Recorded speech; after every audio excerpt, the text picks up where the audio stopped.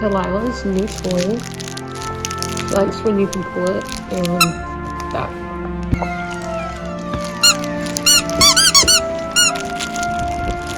You got it?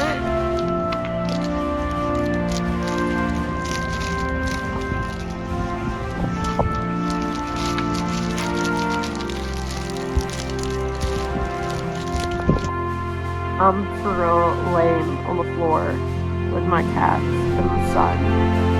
That's what happens on cold days. You better be you can tell, see perfect. Take your pick. That's what's happening.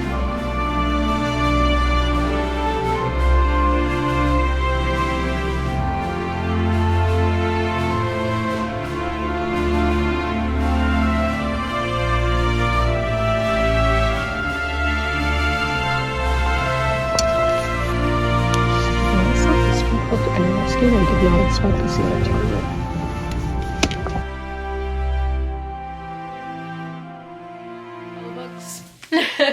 Hey guys, welcome to a new vlog.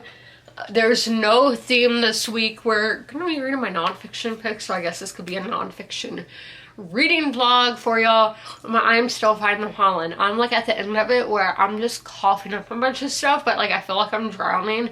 I've never drowned before, but it's just like stuff in no, people are gonna make that dirty. I shouldn't say that, but I feel all clogged up in my upper neck up.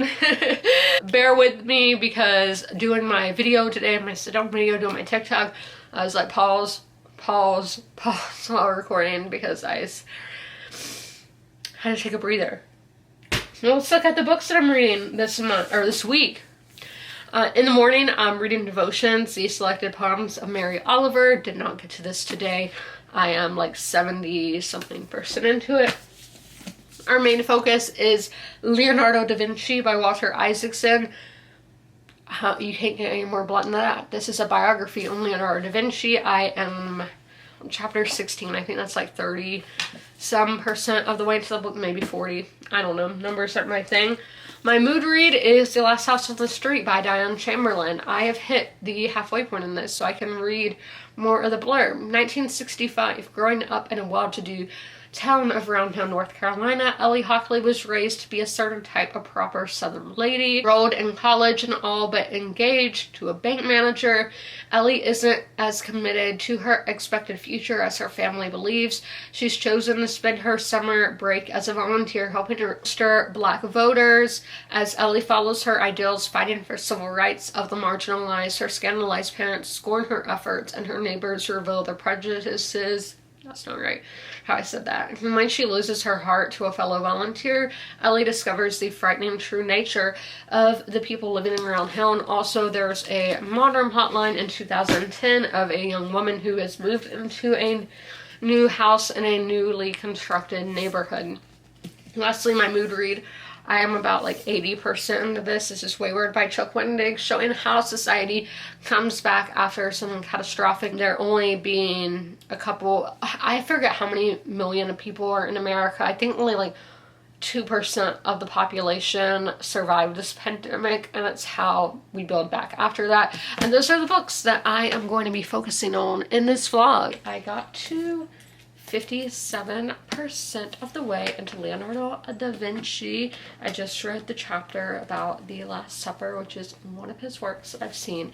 And today I had the realization, because he was doing paintings of a lot of Ludovico's hoes, his mistresses. And I was like, oh my gosh, did I see paintings by Da Vinci at Sforza Castle? I don't know if I did. That has me kind of panicking. I'm like, I don't know what the chances are that I leave America again. Did I just like screw up by not seeing those paintings and not like realizing what I was seeing? Yeah, frustrating, but nothing I can do about it. Not gonna worry about it. But we started the day on chapter 16 with the Milan portraits, which is what started that whole fiasco that I was just talking about. Line highlighted here.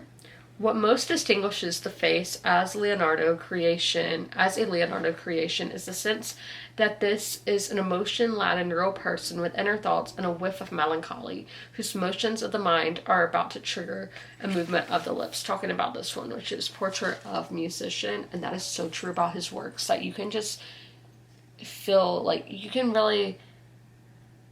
They feel like real people, where you can come up with a theory of maybe what kind of situation that they're in. I'm sorry, I'm looking out. We have a tornado watch right now. Next one is just me underlining Giovanni Stefano Visconti, because I wasn't aware of Visconti's being around at this point that I can think of, because there were some in the book that I read, I think on the...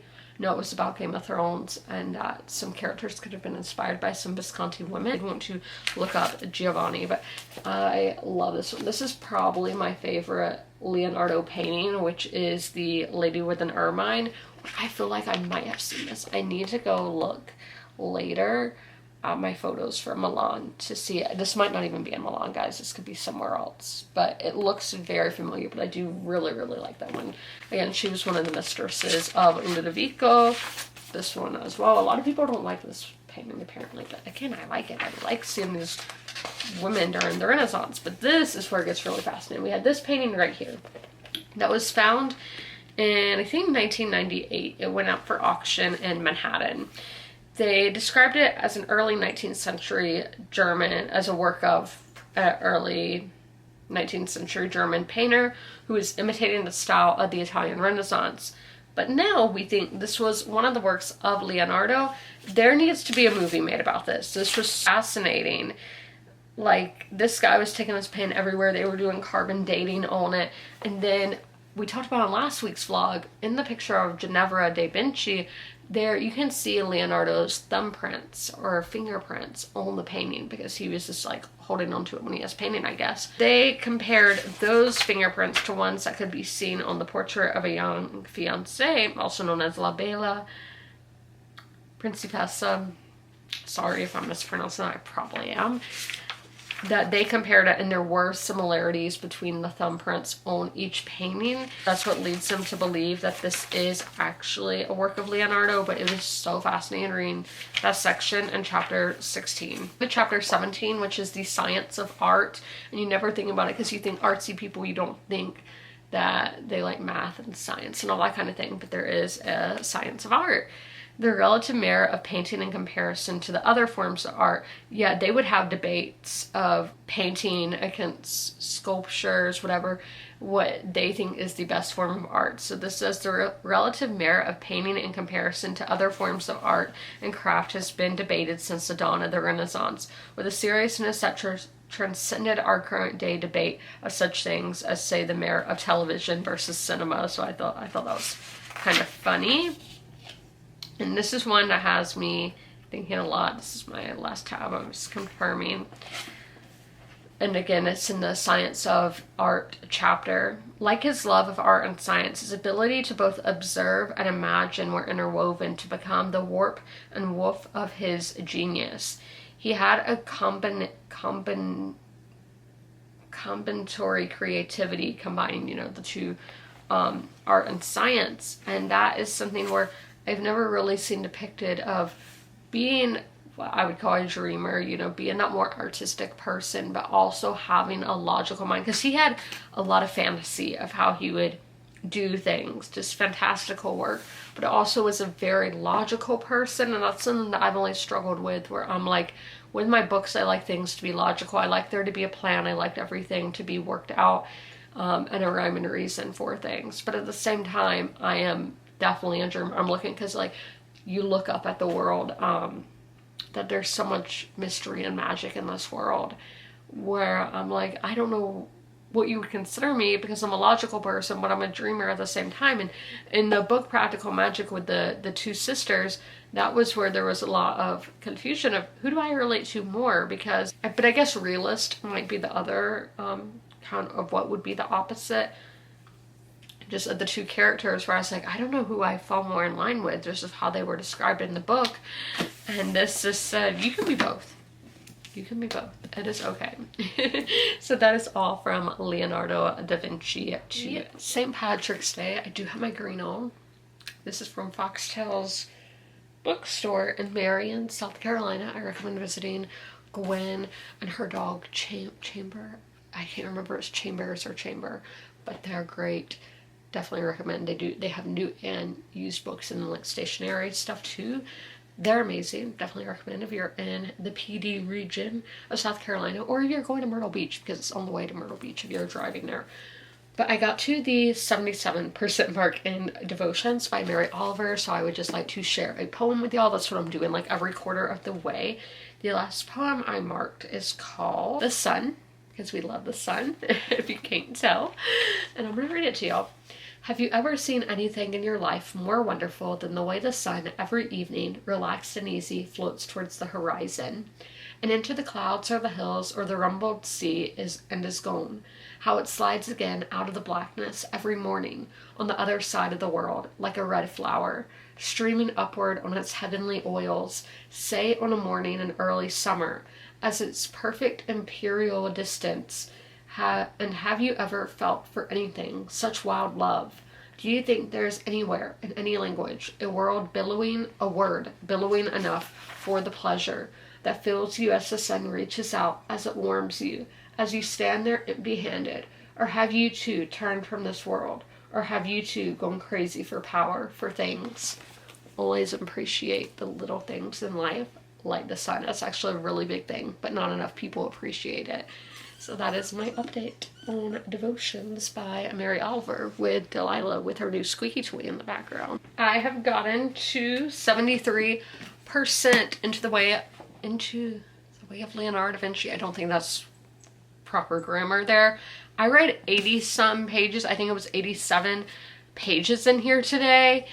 I was getting through this, and we are going to go through our notes. At first I didn't have a lot of notes, but as the day went on I did get more and more. The first one is about the Este family, which I think they might be mentioned in the marriage portrait by Maggie O'Farrell, which I have back there, but I think the pillows are blocking it.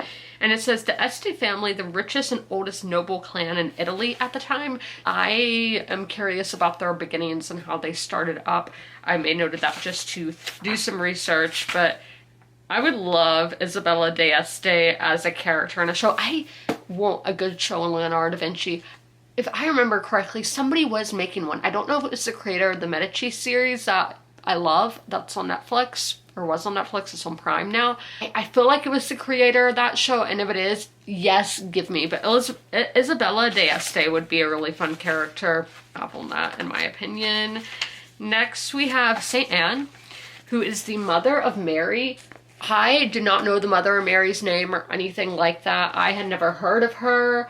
I don't know if this is more of a Catholic thing, and just in my like evangelical Christian education, I didn't learn about her. But I was learning all this. Like, I had never heard of her before. I did make note of that chapter for me to go back to if I ever need it. And this is really interesting. Now we have Paintings Lost and Found. This is one by one of Leonardo's like students, but some people think it could have been Leonardo. But this painting of Jesus, and I've been really into the lady lately, the Bledsoe family. You can look them up, and it literally happened like 45 minutes from where I live, which is crazy. But their whole story, because it just confirmed so much of what I believe, and I got so emotional hearing about Chris Bledsoe's experience, because I've had a similar experience, not with the lady, but maybe with the lady. I don't know what it was, but just I had such a similar experience that I felt so just overwhelmed with emotions. It was a week ago when all this happened, and I've been keeping up with their family since. And this had me thinking how we had Jesus here and he's holding the orb. Now I know the orb is like a thing in like rulers hold orbs.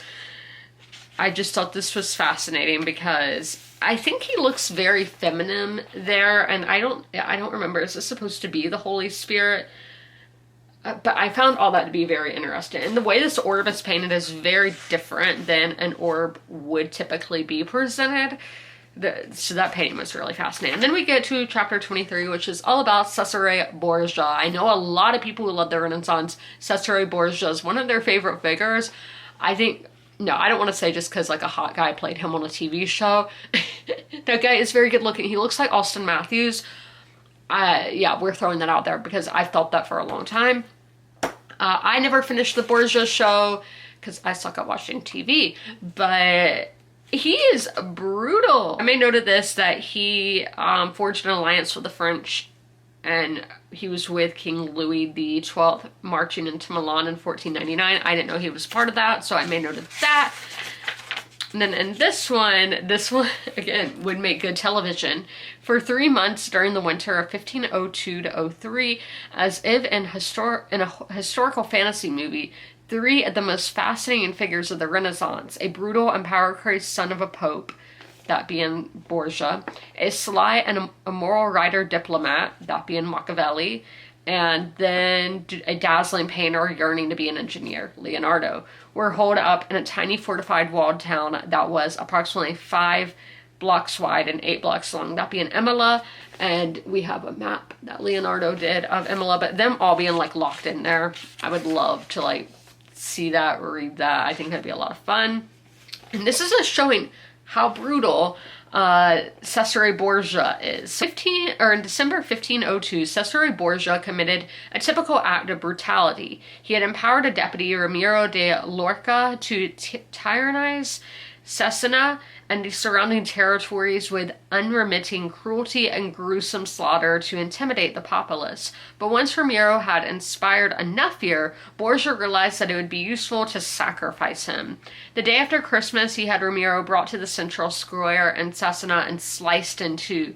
The pieces of his body remained there on display. Cesare Borgia decided that there was no more need for this excessive power. Machiavelli later explained in The Prince, to purge the minds of the people and to win them over, Cesare determined to show the people that Ramiro's cruelties were inflicted by him and not Cesare. One morning, Ramiro's body was found cut in 2 pieces on the piazza at Cesena with a block of wood and a bloody knife inside it. The brutality of the spectacle kept the people of the Romagna appeased and stupefied.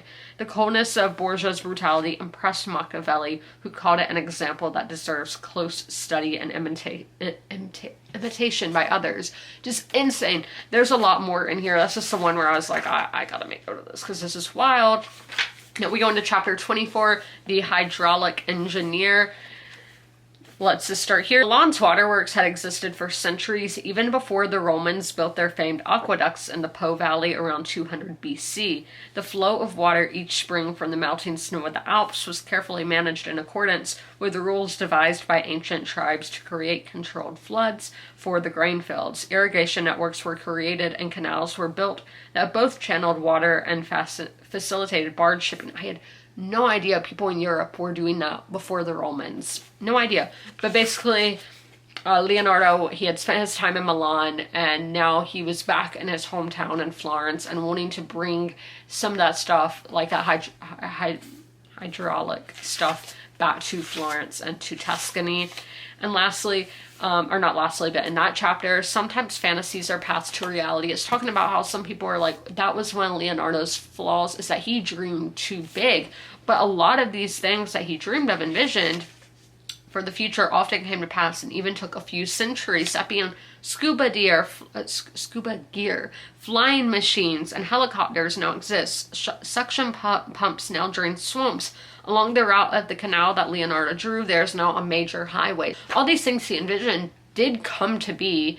It just took a few centuries, and he wasn't able to do it in his own time. Lastly, another bit that would make great television is we have a feud between Michelangelo is how they say it, and Leonardo da Vinci. We have Leonardo, who he's older, he's in his 50s. He's like that world-class painter. Everybody knows him. But now we have Michelangelo, who is, I'm going to say, like maybe 20 years, maybe a little less, younger than Leonardo, and he's coming on the scene. And we have them, they're both making these paintings, these battle paintings in Florence that neither one ever completes, but seeing this competition between them, it was so entertaining to read, and again, I think would make for great television. There's like, this needs to be adapted. But that is all for that book today. There's a good chance we get interrupted, even by him. Everybody, cats.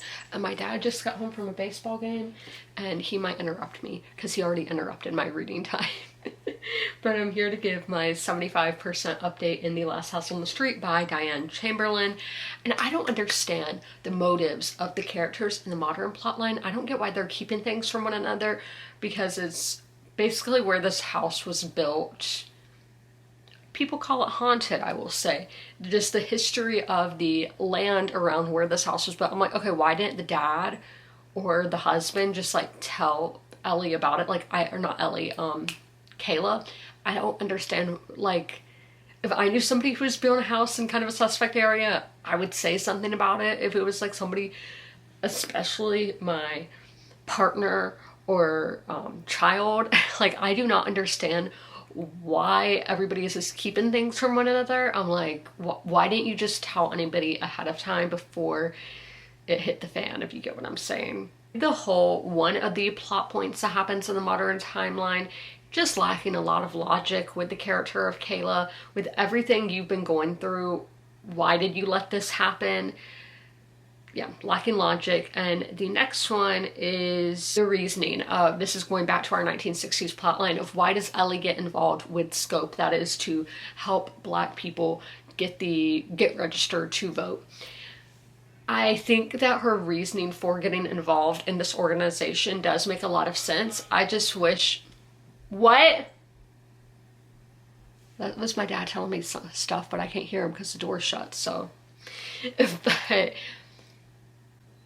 Ellie's reasoning for joining Scope, I think it makes sense, but I don't like how it was executed, because if you watch last week's vlog, I was like, this seems like a lot of white saviorism to me, and I just wasn't liking how it was being executed. But now we do have more reasoning of why she has joined and what her motives are.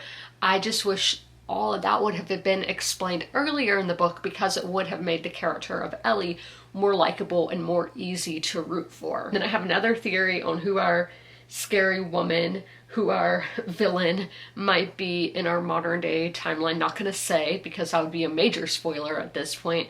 And then lastly, one of the big themes in this book is doing what is right. In this case, registering, helping those Black families get the right to vote, and therefore civil rights, you know, that's obviously the right thing to do. But then you also have your family who might not be agreeing with you, because Ellie has joined this program. People have, who are, her dad's a pharmacist, have switched pharmacies because they don't want to give money to that family, I guess. And people are just gossiping about Ellie's mother, and that is just causing such a rift in their family. So I don't know exactly how to word it, doing what's right versus sticking to your family. I don't know how to word that.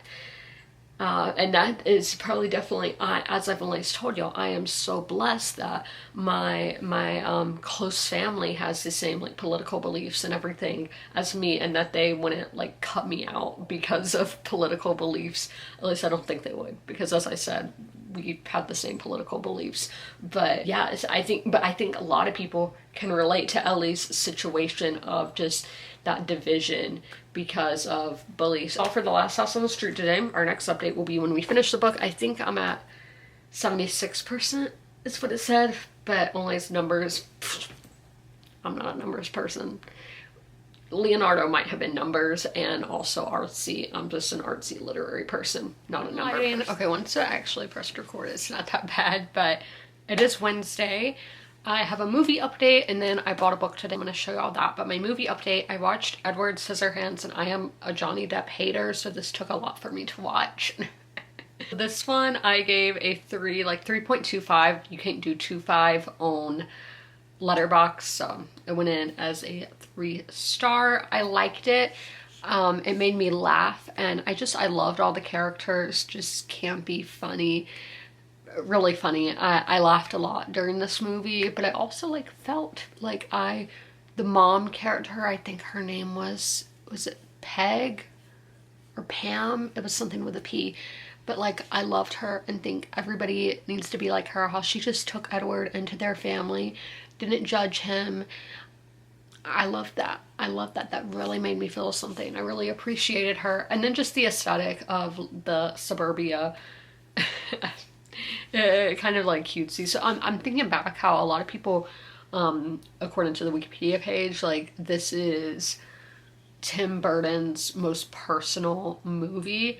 And I'm thinking of how a lot of the characters were kind of just like 50s or 60s, but then you also have that 80s fashion. This movie came out in 1990s. I'm wondering if it's mixing his experience like in his youth and then of the modern times of when the movie came out. That's kind of interesting to think about, but all the colors and everything, I loved that.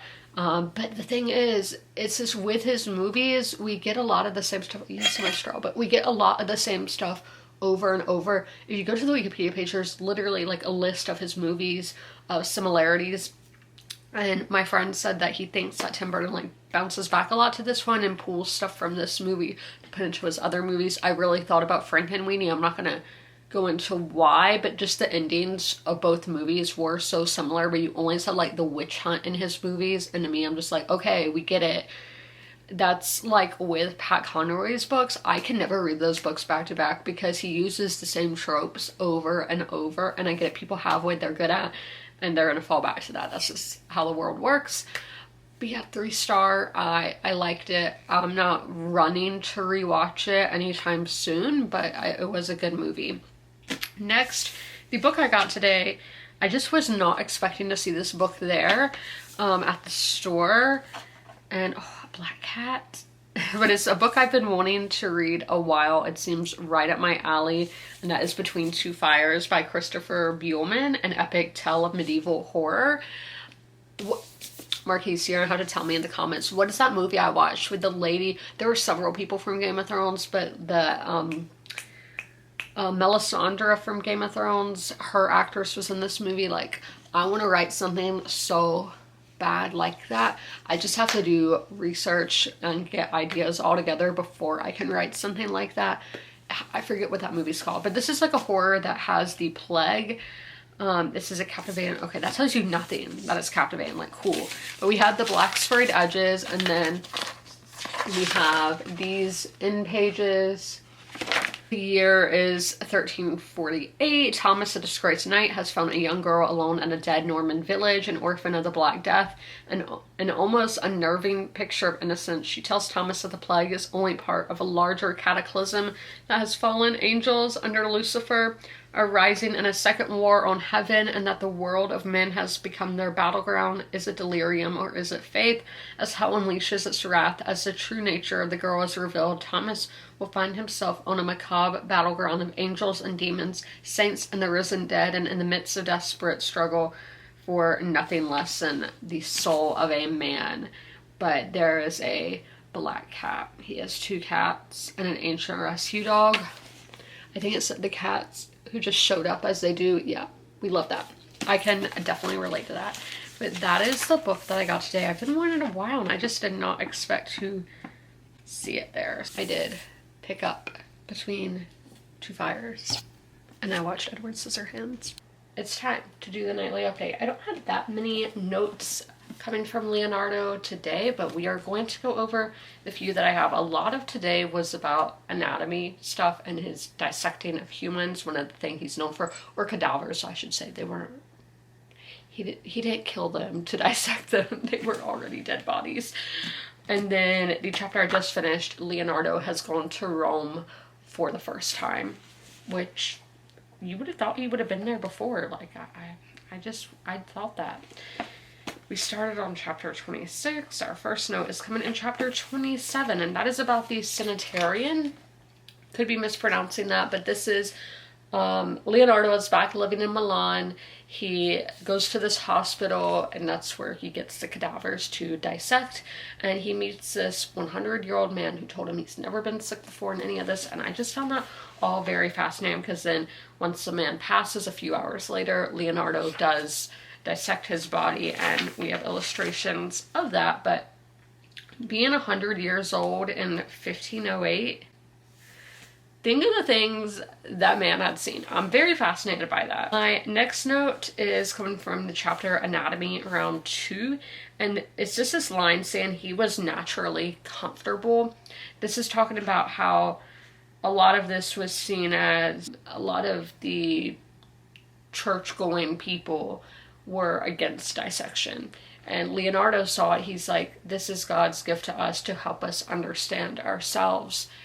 But he was just so comfortable of not caring what other people thought. And I think that's one of the incredible things about Leonardo, that he was very different, but he didn't care. We talked about Michelangelo yesterday. Like, Michelangelo was gay, but wasn't really comfortable with it. And we just see a lot of that with comparing the two guys. One is just very comfortable in his ways, and the other is very, like, insecure. And yeah, we'll just use insecure to describe Michelangelo.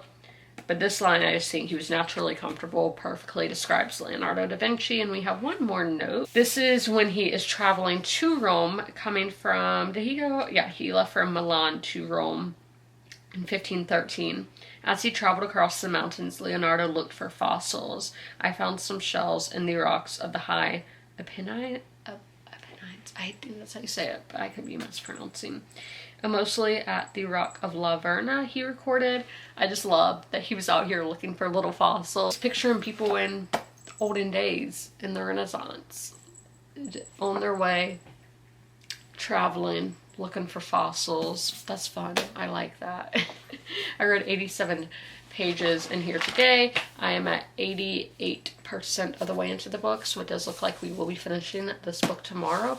Looks like I'm going to be finishing 2 books tomorrow with the mood read as well, so that's really fun. And then I have a weekend full of plans, so I don't know how much reading I'm going to get done this weekend. I'm going to read. Y'all know I'm going to read. I just don't know how much. But I hope you guys... Why was I about to end the vlog? I don't know, but that's all. I am near tears right now because the madness has begun. March Madness has begun, and I had Sienna beating Duke, and they almost did. I know almost doesn't mean anything, but it was such a close game. I thought they were going to be a Cinderella story. It didn't come through for me, but I am going to go through these brackets. I'm not going to say, obviously, every single one because that would be excessive, but I have several brackets here and I will explain why. This is my legit one that is on top for the men's. And I am having, in the finals, it's going to be Kansas beating Virginia.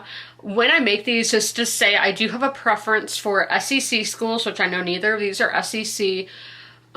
South Carolina schools, or Carolina in general, I should say, except Duke.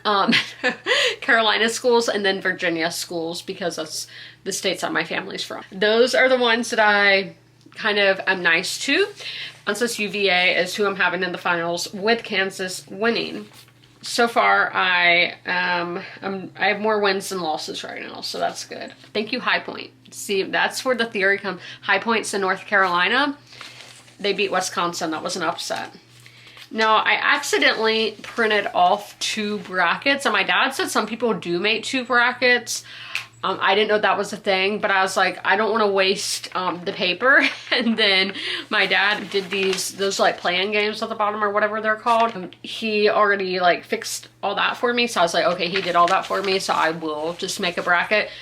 With this one, I did the complete opposite of my legit bracket for these first games. Yeah, first round games. So on this one, I did have Duke winning. So right now, I have more losses than wins on this one. But in this one, overall, I'm going to have Furman, F you, playing Miami, Ohio, with Miami, Ohio winning. This is my wild card, so don't come in here being like, that is the stupidest bracket I've ever seen. That was kind of the point, just to make really wild picks. Oh my gosh, did I just get a paper cut on my face? I hope not. But that was the intention, with this one. And lastly, I do have my women's bracket. Now we do have 2 games left that are these first 4 games. That is still going on today. So this one is not totally complete. I will post pictures on Facebook. So if you know me in real life, you will see that. But if you don't, sorry. But I was going to have South Carolina win regardless because I'm choosing my own team to win. I've seen my team win multiple national championships, so I am pretty confident in this. I have South Carolina with horns down beating Texas in the finals. And right now, none of these first round games have happened. The one that I'm waiting for is Iowa or UVA and ASU. Which y'all know who I personally would choose enough, but I don't do these. I don't do those on the bottom. That's just, I don't do that. Something I like about the women's bracket, by the way, is we have where these games are being played. Because when I was watching the Duke Siena game, I'm like, where are they? Turns out they're in my very state. They're here. And it doesn't tell you that on the men's. But on the women's, it does say where the games are, which is super nice. And they're both by CBS, so I don't know why that's different. It looks like, are there more? No, there's not more games. So I don't know what's up with that. But the finals for men is in Indianapolis and women in Phoenix. And that is my bracket. But I wanted to do that. Next update will probably be the review for Leonardo da Vinci. It is time to review Leonardo da Vinci. This is going to be so difficult to review. I only struggle in nonfiction. I've just recently come up with a system of how I review my nonfiction. So it's something that's still new to me and that I'm still working on. I only read one nonfiction. Well, I set a goal of reading one nonfiction month. Sometimes it's going to be more than that. I was going to say sometimes it's going to be less, but no, it's not. So we are going to go through the impact this book had on me. I do think it's a good book and I learned a ton. It overall gave me 3-star vibes, somewhere in the 3-star category, because I think there's so much to take away from this book of just Leonardo was so unapologetically himself, and that's why I think he was able to do everything that he did. And I hate to say that he was so relatable for me. I don't want to compare myself to somebody like Leonardo da Vinci, but that's something in the conclusion that there says we shouldn't throw around the word genius. And that even though Leonardo created these great works like the Mona Lisa, he was doing all this anatomy work at the same time and trying to find out how to diverge rivers and doing all these different inventions, but he wasn't the perfect person. That he could, again, like the Mona Lisa, perfect painting, a lot of people consider it the greatest of all time. I don't know. I don't want to put that out there if it is or not. A lot of people, even contemporaries of Leonardo, considered him like the GOAT, and that made me think like how we say these current people are like the GOAT of their sport or, you know, of whatever field they're in. But it's like, do we really know until it's all said and done? Yeah, that's a very complicated debate. But like contemporaries thought he was the greatest artist of all time. And then how a lot of this, he was just doing it out of genuine curiosity. He wasn't out here publishing his work, and it just amazes me so much that he discovered all this stuff that wouldn't like publicly be discovered for centuries. That is mind-boggling to me. So, I just drew on my pants. I didn't mean to do that. It gave me like 3-star vibes overall, so I am going to do a 3. Research is, obviously this is tremendously researched, but that's where I only struggle, because I'm like, look at all these notes. It goes on and on and on. That's all notes. And then the index. Like, do y'all see all that? I never know what to rate the research portion, because I'm like, yeah, he did a great job research for this. But okay, some of the stuff when I would go and look it up, because like we talked about Mona Lisa today, that was one of the chapters, was just all about Mona Lisa and about the woman that most people think inspired the painting. And I saw that she was apparently a cousin of Giuliano de' Medici, who was the son of Lorenzo. And I wanted to be like, no, she was, her stepmother was cousin of Giuliano. And I was like, oh, what's the connection there? Could not find anything on the internet, so I am going to do 4 because I was struggling to actually find some of the stuff. And the structure, I do think it went very well. I'll give that a 4 as well. I like that we didn't have Mona Lisa until like the very, end of the book, not the last chapter, but one of the last chapters, like one of the last 3 chapters, because that is the work that I think most people are going to think of when they think Leonardo da Vinci. There was all this other stuff where I just had no idea that he was doing. And we get all of that. I mean, look at my annotations. Y'all see all that? Do y'all see all that? Writing is another 4 because I flew through this. I thought it would take me 10 days. It took me 9 days, which I know a lot of y'all are probably like, that's not a big difference, but I never felt bogged down. Yes, there were some chapters that were on the lengthier side, but this was constantly, there was always something happening. I was never bored with this book. I mean, it took me 9 days. That's still a bit longer, a wee bit longer than the majority of reading sprints that I go on. So it did take me a little while longer, but I never felt bogged down. As I said, stuff was constantly happening. I was never bored. But I will say the analysis, like when the author would analyze the paintings, that was a bit tedious for me because that's not really what I signed up for when I got this book, and I didn't realize, or I don't know where I was going with that, but okay. There's birds out there that are distracting me because I'm like, birds, they're so cool, love them. What I was trying to say is that I do understand why we would have these analysis in there, because I think the art tells you a lot about the person. So I do get why it's there, but it was a bit tedious for me to read. And some stuff with like the math and science, engineering stuff went over my head, where that was a lot for me to take in. And then we would randomly get excerpts of the author's opinion of situations, and reading a biography, that's not really what I'm there for. I just want straight up facts. I don't care what that sounds really rude. Like, I don't care what the author thinks. That's not personally what I came here for. So I know it sounds like maybe I should have gave writing a 3, but I already wrote it down as a 4, so that's what we're going to go with. And another thing is just seeing how everything is connected, how there is science and math and art. And even if you consider yourself an artsy person, you could be unbeknownst using math and science for that, but also for the math and science and technical people, there's art in that as well. There's beauty in that, and everything in this world is connected, and that is just how everything works. So that has been coming up a lot lately, just in videos I've been watching in this book. We are the universe. Our body is the universe. Which, I don't know how I feel about that, so don't think I'm saying that's what I believe, because I don't know that. But we have this whole grand universe. You can kind of see that right there with the sun, moon, and stars. We have this universe, and our body is its own universe in itself. It's mind, I don't know the clean way of saying that, but it's just incredible how everything is connected.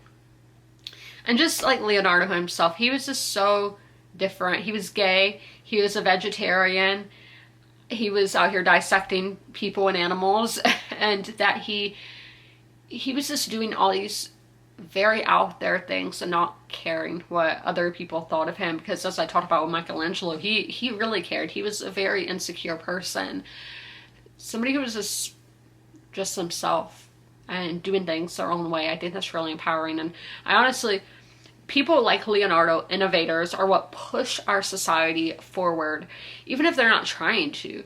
And that makes me just wonder, if we were all like that, what would the world be like? But yes, there's so much that we can learn from Leonardo. The last chapter goes into what we can learn from him and what we can take away from this book. And I think that's awesome. So let's do the math. It's going to begin a 3.75. So yes, this is a great book, and I would recommend that you pick it up. Now, it is a big chunky boy. Audiobook was good. I do recommend the audiobook, and it does have a PDF file. I know people are going to be like, PDF file is slang for another word now, but with the images, with the timeline, here's the timeline. You're going to get all that included, even if you do listen to the audiobook, and I think that's awesome. Shout out to Simon & Schuster for including all of that. But that is all for this week's vlog. I read over 100 pages. How many days this week? 2 days so far this week. I don't know how many pages I've read today. I don't know how many pages I read in here. I know I've read 12 for a fact. So I think that's doable for me to read over 100 pages today. I've completed one book this week.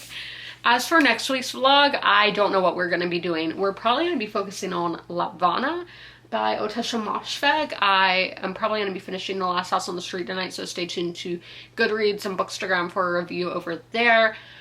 So yeah, but next week's vlog is going to be the reset, so preparing for the month of reading in April. I hope you guys enjoyed this video. If you made it all the way through, leave a green emoji in the comments below, and as always, comment, rate, and subscribe, and don't forget to ring that notification bell to be notified when all my videos go live. I'll see you in my next one. Bye.